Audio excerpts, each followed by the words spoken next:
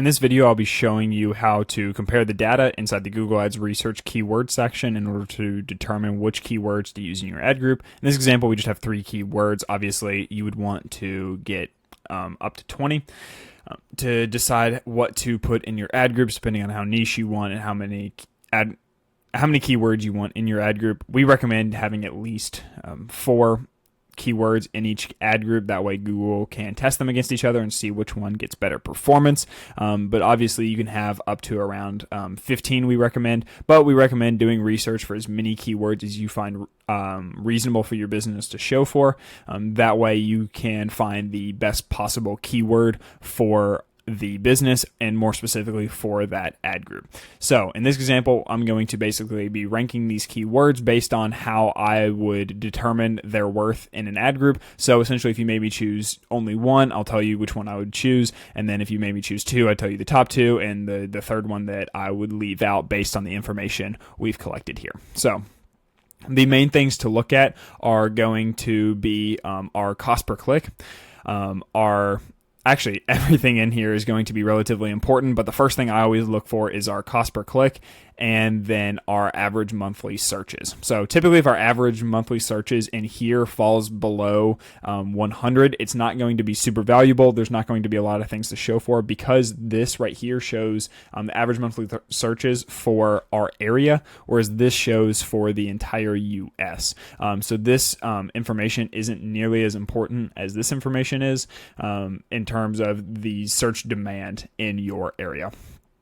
So just going based on the information that I see here, this would be obviously a great keyword to show for because it's a very low cost per click, and we could, if we needed to get more search terms or we needed to get more views on our ad, we could include this one as well. But my first one that I would want to include is this one with a low cost per click, and we can see that SEMrush also knows that it has a low cost per click, so that's a good sign going into using this keyword. Additionally, we don't show very high for this keyword either, and its keyword difficulty is very similar to the other 3, so this is no longer a factor. For example, if this keyword difficulty had been significantly lower, I would actually consider making skydiving my number 1 keyword out of these 3, just because our ad is going to perform a lot better if our website is more favorable for that keyword. But obviously, given that we have a similar personal keyword difficulty here, we're not going to be factoring that in. We can also see that we're already getting significant traffic from skydiving. So if we're actually going to be essentially paid advertising is more forcing people towards your ad as opposed to your organics, which you always get. So I would obviously rank this skydiving prices as my number 1 keyword. Then going forward, I would rank skydiving right here as my second best keyword because it's got a ton of monthly searches and its average top of the page bid is relatively similar to tandem parachute. I know that this is technically around like 30% lower, but if we go over here and we see the cost per click over here, it's only about 10% lower. So it's not a huge impact, and we are going to get a ton more views on our ad because of the 6,000 versus this 260. So that is obviously going to be much more important, especially given that these 2 are relatively close to each other. And given how far apart these 2 are.